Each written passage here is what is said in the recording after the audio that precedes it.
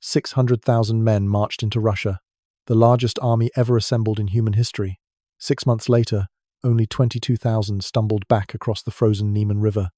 This wasn't just a military defeat, it was the complete annihilation of an empire's invincibility, destroyed not by enemy armies, but by something far more terrifying. Think about that for a second.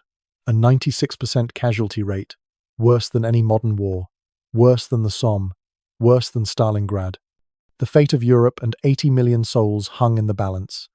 And by the end of this video, you'll understand how the world's greatest military genius walked into history's deadliest trap. I'm going to reveal 3 things that will change how you see Napoleon forever. First, the secret meeting where his own marshals begged him to stop, a meeting that could have prevented 500,000 deaths. Second, why Napoleon ignored 7 separate warnings that predicted exactly what would happen, down to the very month his army would die. And third, the 48-hour period when a single decision doomed not just an army, but an entire civilization. But here's what made this catastrophic. Napoleon's own generals tried to stop him 3 times. The man who had never lost a major campaign abandoned his own military doctrine that had conquered Europe.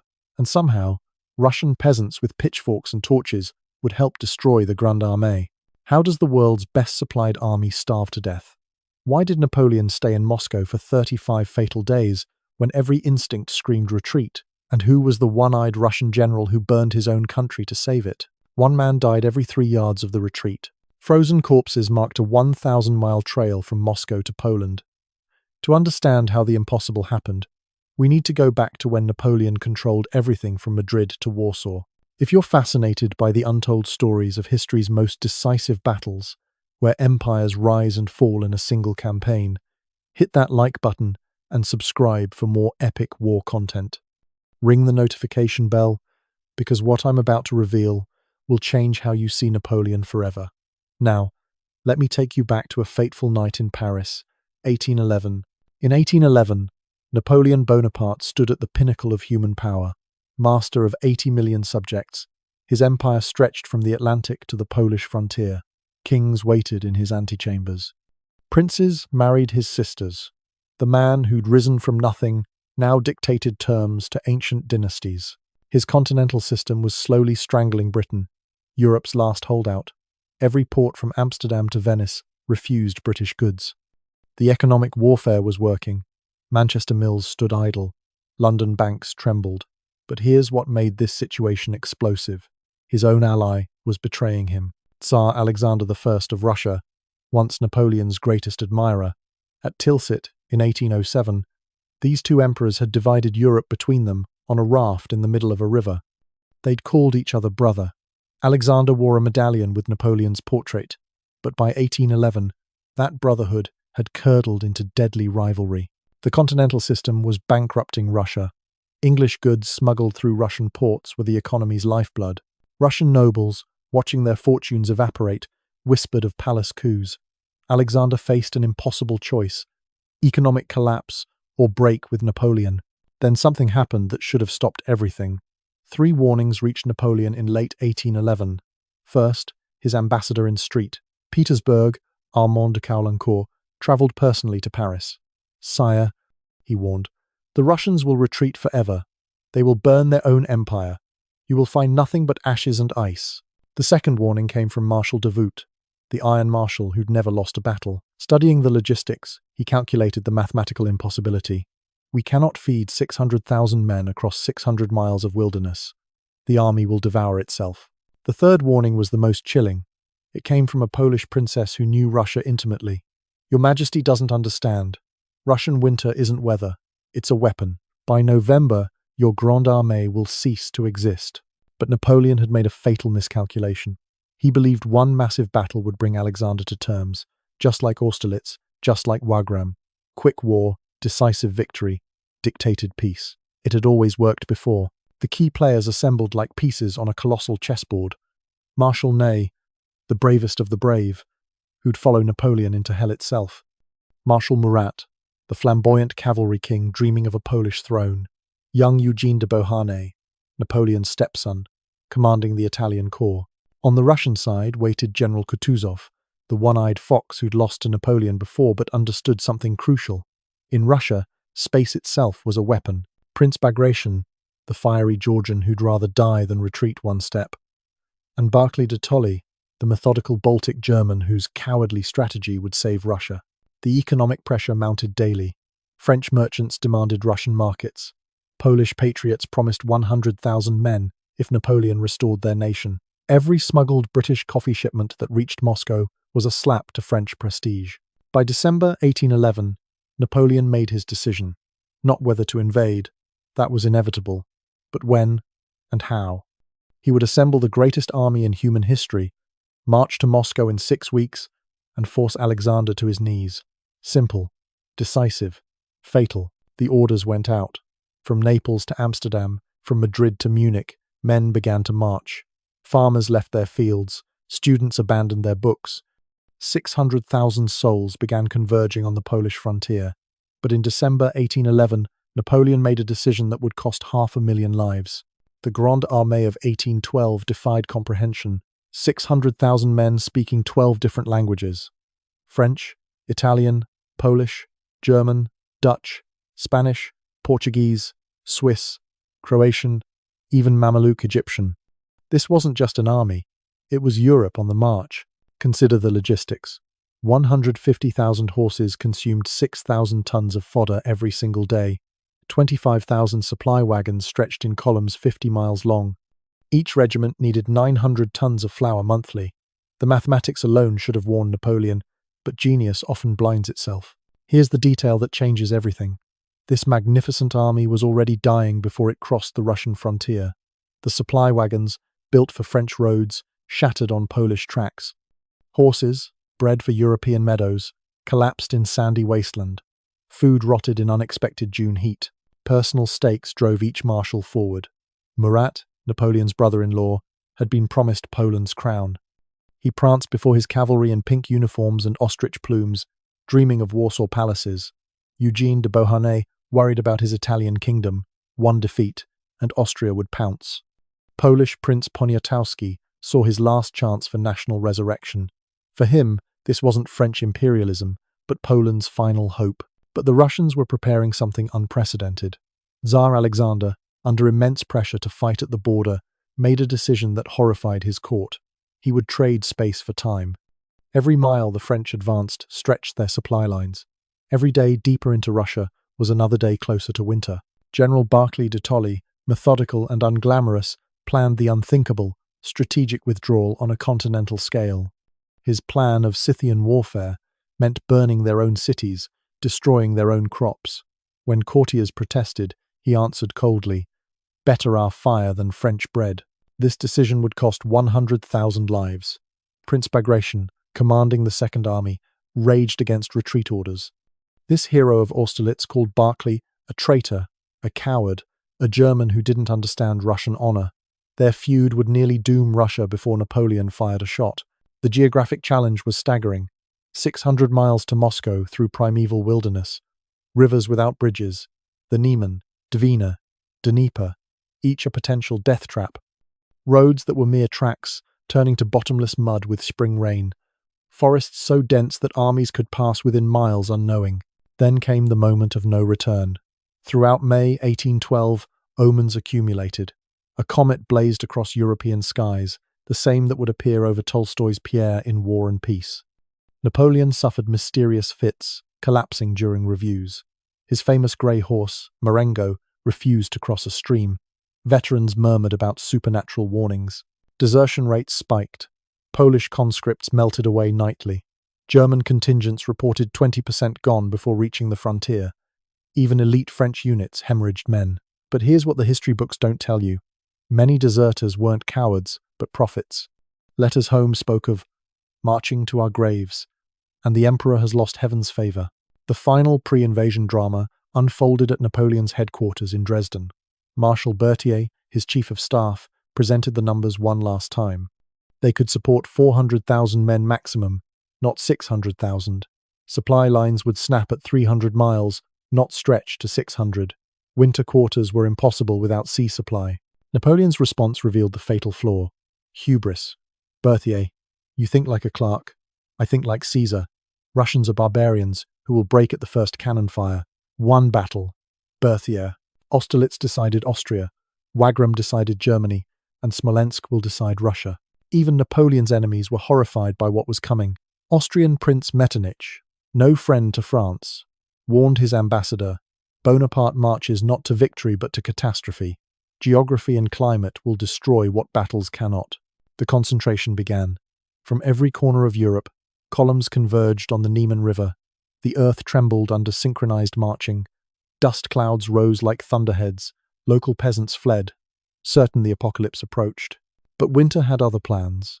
On June 23, 1812, as final preparations commenced, temperatures soared to 95 degrees Fahrenheit. Men fainted in formation. Horses dropped dead. Wine rations spoiled. The Grande Armée sweated, unaware they would soon beg for warmth. On June 24, 1812, as 600,000 boots thundered across the Niemen, death was already waiting. Dawn, June 24th. The first French cavalry splashed across the Niemen into Russia. No resistance, no border guards, just empty forest and ominous silence. Napoleon, watching from a hill, expected Cossack scouts, perhaps light skirmishing. Instead, nothing. The absence of opposition felt wrong, like entering an empty house where someone should be home. The silence continued for 7 days. 600,000 men advancing into void. Villages abandoned so recently that fires still smouldered.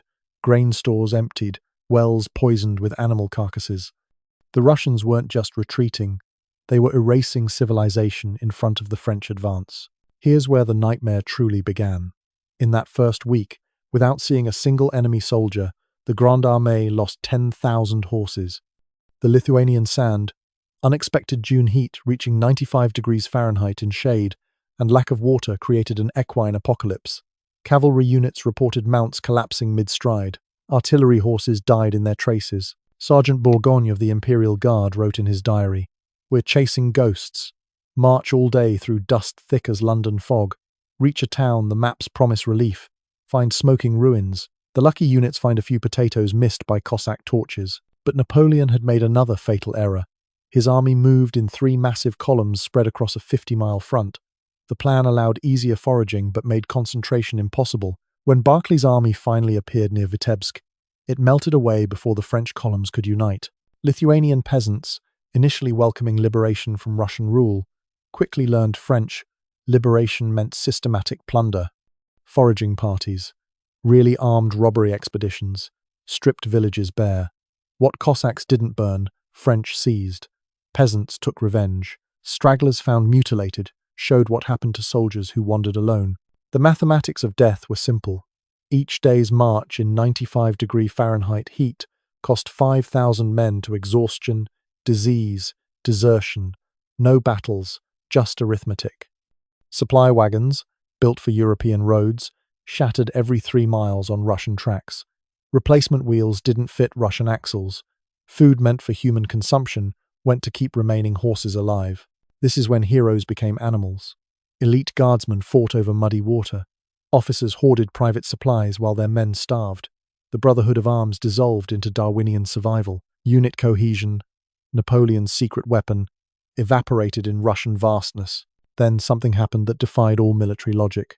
Tsar Alexander, pressured by his generals to stand and fight, secretly ordered continued retreat. Russian staff officers wept with shame. Common soldiers, desperate to defend their homeland, couldn't understand running without fighting. But Barclay understood. Every mile deeper pulled French farther from salvation. The heat apocalypse intensified. Thermometers recorded 135 degrees Fahrenheit in direct sun. Men drank horse urine mixed with gunpowder, an old soldier's trick to make it palatable.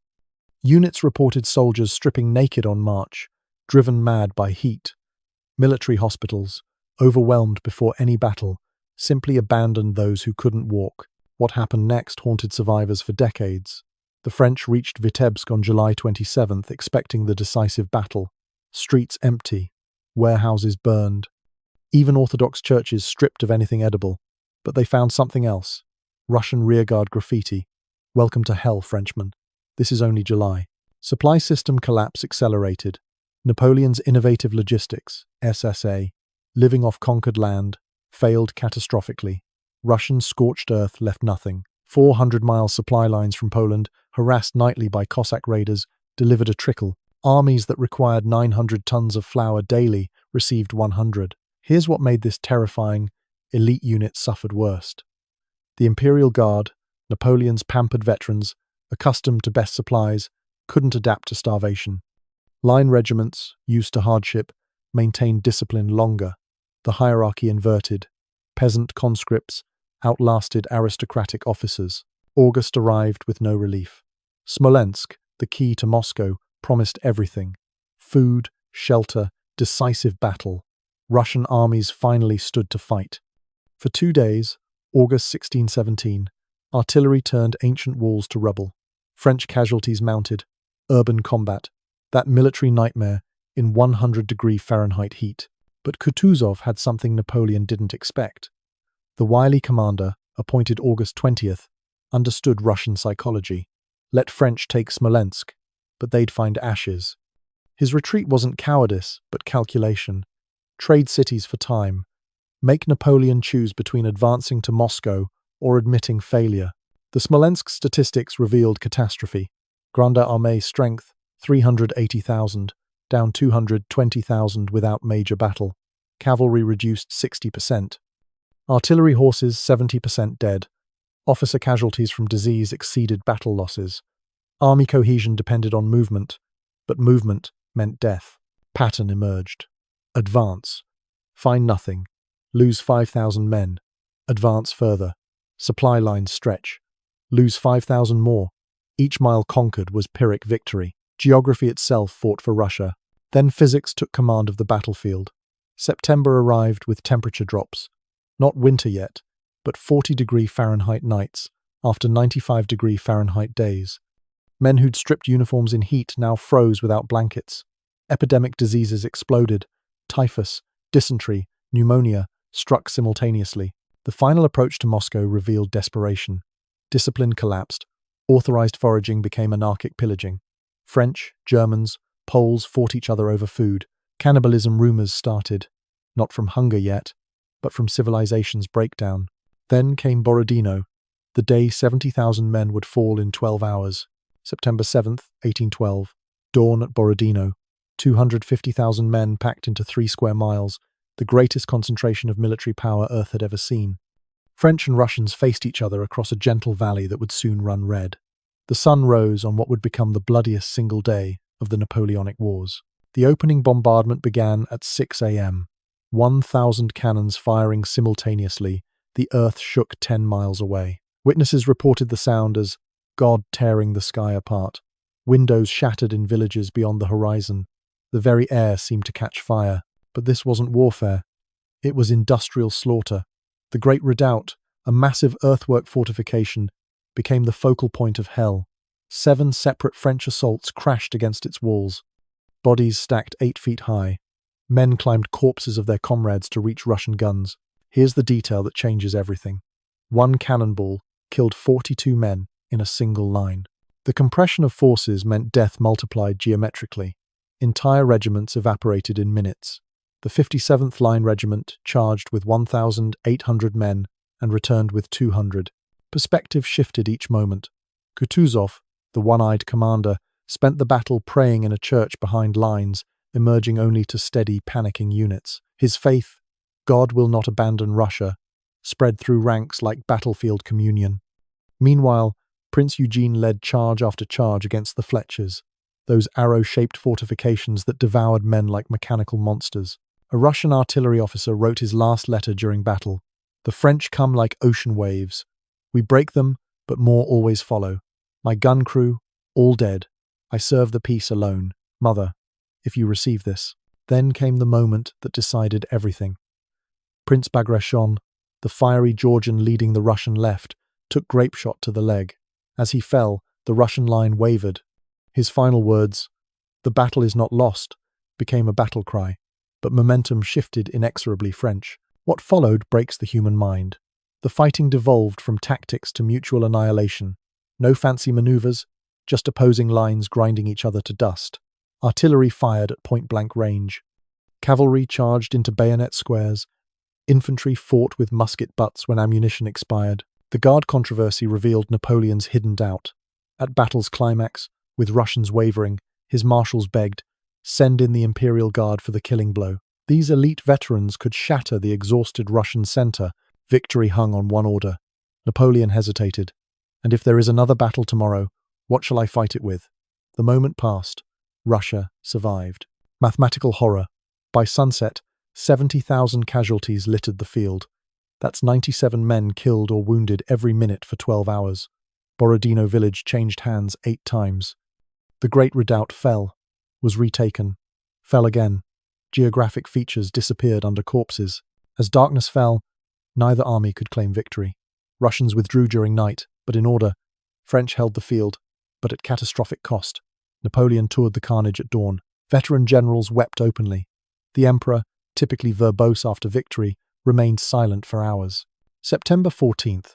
Napoleon stood on Sparrow Hills, overlooking Moscow. The golden domes, the ancient Kremlin, the prize that would force Russian surrender. After Borodino's horror, here was redemption. His marshals cheered. Veterans embraced. The nightmare seemed over. But Moscow was empty. 250,000 inhabitants vanished. Streets deserted. Shops closed. Even beggars gone. The Grande Armée entered a city holding its breath. That night, the breathing stopped forever. Governor Rostopchin had prepared the ultimate sacrifice. Hidden in cellars, prisons, and police stations, fire brigades waited not to fight fires but to start them. At 8 p.m., multiple blazes erupted simultaneously. Within hours, wooden Moscow became an inferno. For 4 days, September 1518, Moscow burned. 75% of the city reduced to ashes. French soldiers, expecting winter quarters, instead fought flames. Discipline collapsed entirely. Looting replaced firefighting. Men emerged from burning mansions weighted with useless gold while food burned. Napoleon took residence in the Kremlin, somehow untouched by flames.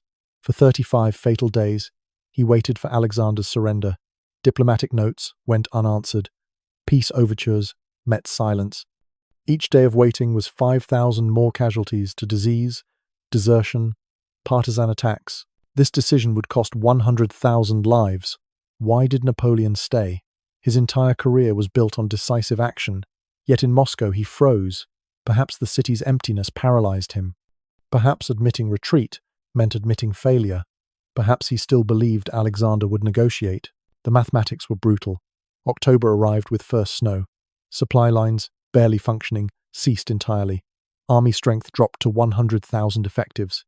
Horses, eating thatch from roofs, died by hundreds daily. Men wore theatrical costumes, looted from Moscow theaters, silk over rags. What the survivors reported defies belief. Soldiers became marauding bands. Units dissolved into ethnic gangs, French against Germans, Poles against Italians. Orthodox churches, respected initially, were plundered for gold frames. Frozen Russian civilians were stripped for clothing. October 13th. Early frost. The warning Napoleon ignored all summer finally manifested. Temperatures plunged from 40 degrees Fahrenheit to 15 degrees Fahrenheit overnight. Men who'd survived Borodino froze in their sleep. The last Mongolian horses, hardy steppe ponies, began dying. Final peace offer rejected October 18th. Alexander's response was silence, more eloquent than any refusal. The trap had closed. Every day in Moscow meant worse weather for retreat. Geography and time, Russia's greatest generals, had won without fighting. October 19th. Napoleon ordered retreat. They left Moscow 100,000 strong, still an army, still organized. The plan seemed sound. Retire via Kaluga, the southern route, through unravaged territory. Fresh supplies, milder weather, possible winter quarters at Smolensk. Napoleon's genius would turn retreat into strategic repositioning. Then came Maloyaro-Slavets, the battle that sealed their fate. On October 24th, Eugene's Italian corps met Kutuzov's army, blocking the southern route. After savage street fighting, the town changed hands 7 times. French held the field, but Kutuzov achieved his objective. He showed Napoleon that the southern route meant fighting for every mile. This is where genius became madness. Rather than fight through to fresh territory, Napoleon chose the Smolensk road, the same route they'd devastated advancing. His reasoning?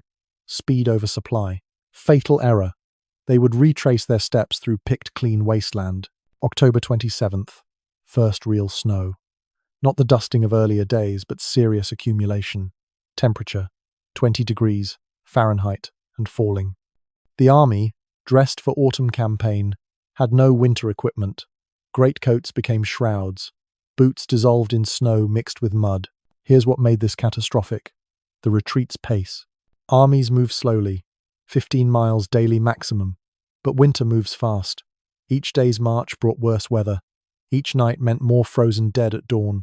The equation was simple. Miles divided by temperature equals death rate. November 4th. Temperature 0 degrees Fahrenheit. The human body simply stops functioning efficiently at this cold. Fingers too numb to load muskets. Wounds that would heal freeze solid. Men marched to sleep, following the man ahead until he collapsed, then stepping over him. What followed wasn't retreat. It was the complete dissolution of human civilization. The Grande Armée ceased being a military force and became a migrating tragedy. Command structure vanished. Colonels commanded dozens instead of thousands. Generals led whoever would follow. Supply wagons, those that remained, became death sentences. Drivers froze to their seats. Teams of horses collapsed together, freezing into grotesque sculptures. Wounded men, promised transport, were thrown from wagons for food supplies. Then food was thrown for gold, then gold abandoned for speed. The perspective shifts revealed individual horror within mass catastrophe. A cavalry officer wrote, "My regiment, 800 sabres 2 months ago, can mount 30 men. The rest walk, leading skeletal horses we cannot bring ourselves to eat." Yet, Russian peasants took revenge. Not the Cossack harassment expected, but intimate, personal vengeance.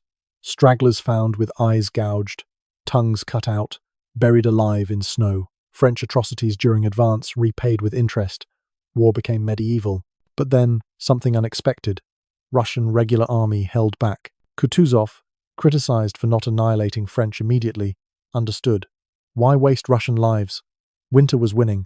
Let Napoleon's genius freeze to death. Follow, harass, but let General Winter command. November temperatures kept plunging. -5 degrees Fahrenheit, -10 degrees Fahrenheit, -15 degrees Fahrenheit. Men discovered new ways to die. Breath freezing in lungs. Eyeballs freezing open. Touch metal with bare skin. Lose the skin. Stop moving for rest. Never move again. What followed wasn't retreat. It was the complete dissolution of human civilization. November 26, 1812. The Berezina River.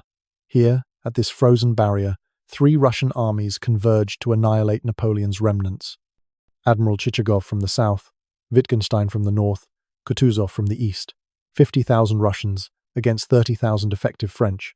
The trap was perfect. But General Eblé, Napoleon's engineering genius, performed the impossible. In -20 degrees Fahrenheit, his engineers waded into freezing water to build 2 bridges. Dutch pontooniers worked until their limbs literally froze solid. They hammered with hands that would never feel again. 400 engineers entered the water. 8 survived functional. The crossing began November 27th. What happened over the next 4 days defied every concept of military order. This wasn't a river crossing. It was continental collapse, compressed into one geographic point. Order of march dissolved. Combat units mixed with stragglers, women, children, the human detritus following every army. Here's where mathematics became horror. 30,000 soldiers crossed first, maintaining some discipline. Behind pressed 20,000 stragglers and civilians. Russian artillery found the range. Cannonballs didn't just kill, in packed masses on narrow bridges. They caused chain reaction stampedes. The panic scenes broke veteran minds. Women threw children into the river trying to save themselves. Wounded men were trampled into bridge planking. The brave stood. The selfish survived. When bridges clogged with corpses, living walked on the dead. Temperature dropped to -30 degrees Fahrenheit. The Berezina, not fully frozen, became a trap. Men fell through ice, grabbed others, pulled them down. Chains of drowning humanity. Those who reached opposite banks often froze before they could climb out. Ice sculptures of attempted salvation. But Eblé's sacrifice wasn't finished. Thousands still remained on eastern bank when Russian pressure became unbearable. Orders came. Blow the bridges. Eblé delayed, begging for more time. Each hour meant more Russian casualties, but saved French lives. Finally, Dawn November 29th, Eble ordered destruction. Stragglers on bridges were blown into the river. Those on wrong bank, abandoned, their screams carried for miles. Eble, watching his life's final work, died 3 weeks later, they said of a broken heart. The Berezina statistics, 25,000 casualties in 4 days. But this understates the horror. Entire family groups of camp followers vanished. The Grande Armée's civilian tail, merchants, wives, prostitutes, servants, ceased to exist. European civilization's mobile city died in a frozen river. After Berezina, the word army became mockery. What stumbled west were armed ghosts. Minus 35 degrees Fahrenheit made death instantaneous. Flesh froze in minutes. Men discovered that severe frostbite made amputation painless. Frozen limbs snapped off like icicles. The final mathematics were simple. Of 600,000 who entered Russia, 100,000 reached Moscow. Of 100,000 who left Moscow, 30,000 reached Berezina. Of 30,000 who crossed Berezina, 10,000 remained organized units.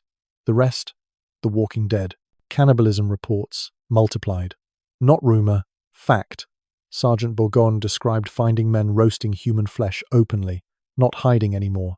Civilization's veneer cracked completely. Men became wolves, as he'd predicted months earlier. Marshal Ney commanded the rearguard, 3,000 men holding off Russian pursuit. By December, he led 20. The bravest of the brave was last French marshal to leave Russia, musket in hand, personally shooting at Cossacks. When asked later how he survived, he answered, "I no longer knew if I was alive or dead." December 5th, Napoleon abandoned his army. The decision, militarily sound, he needed to reach Paris before news of catastrophe, felt like betrayal to dying men. He left at midnight, in secret, with minimal escort. The god of war fled his own apocalypse. Statistics fail to capture dissolution's totality. 22,000 crossed the Niemen in December, but were they an army? Units existed on paper only. The Imperial Guard, 50,000 strong in June, numbered 1,500. Some regiments were commanded by sergeants, all officers dead. What survived wasn't military force, but traumatized individuals.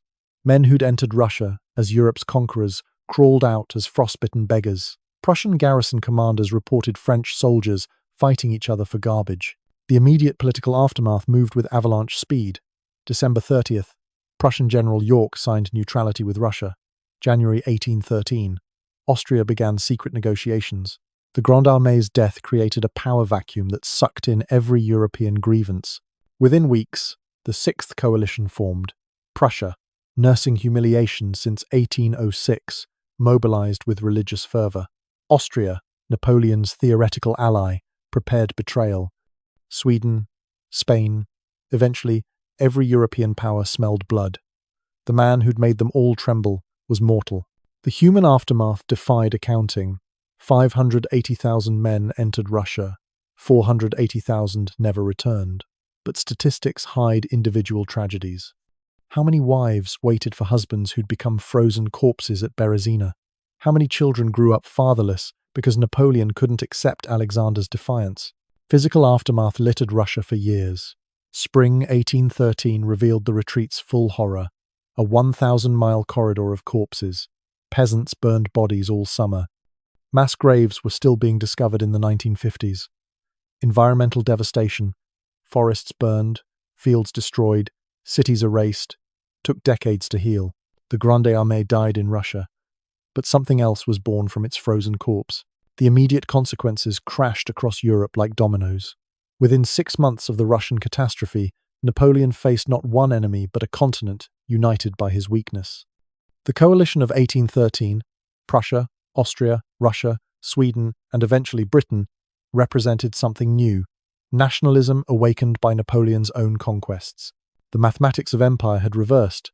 Where Napoleon once commanded 600,000, he now scraped together 200,000 raw conscripts. Boys of 16 and men of 50 filled ranks where veterans once stood. The Leipzig campaign of 1813, the Battle of the Nations, saw former allies become enemies. The empire built over a decade crumbled in months. But the deeper impact transcended military defeat. Napoleon had proven something terrifying, that modern states could mobilize entire populations for war. The Russian campaign normalized casualty figures previously unimaginable. When 500,000 deaths became acceptable, warfare entered a new age. Here's what changed everything. Russian victory wasn't about tactics or strategy.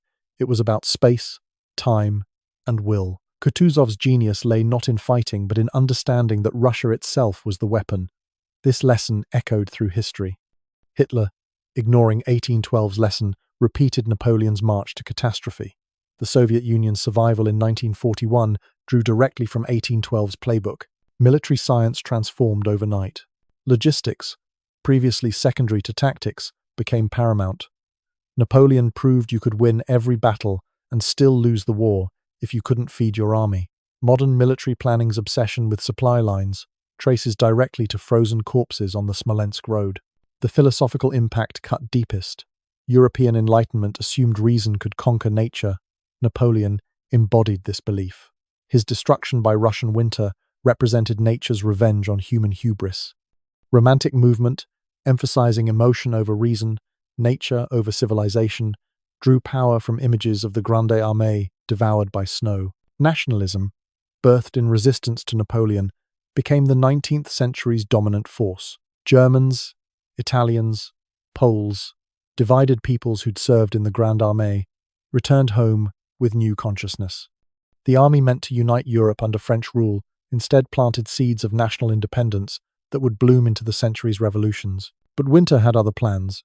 This became history's eternal warning. Every conqueror since measures himself against Napoleon's ghost. Military academies worldwide study 1812 as the ultimate cautionary tale. When planners say, "Remember Moscow," they mean, remember that military genius has limits, that geography can trump tactics, that nature remains unconquered. The individual stories haunted Europe for generations. Veterans missing noses and fingers from frostbite became living reminders. Grognards, the Growlers, Napoleon's old guard, spent decades in cafes retelling horror. Their grandchildren inherited not glory but nightmare. Modern parallels multiply. Afghanistan, called Graveyard of Empires, echoes Russia's spatial defense. Vietnam's jungle-swallowing technological superiority mirrors winter-defeating tactical genius. The lesson remains: military power has limits, and those limits are often climatic and geographic rather than human. 600,000 men crossed the Niemen believing they were invincible. 22,000 returned knowing that nature, not man, is history's ultimate judge. Napoleon conquered nations, but was destroyed by something he never considered an enemy: the very earth itself. The Grande Armée didn't just die in Russia. It proved that even genius must bow before geography, that even emperors must respect reality, that even the greatest army ever assembled was, in the end, just men who could freeze,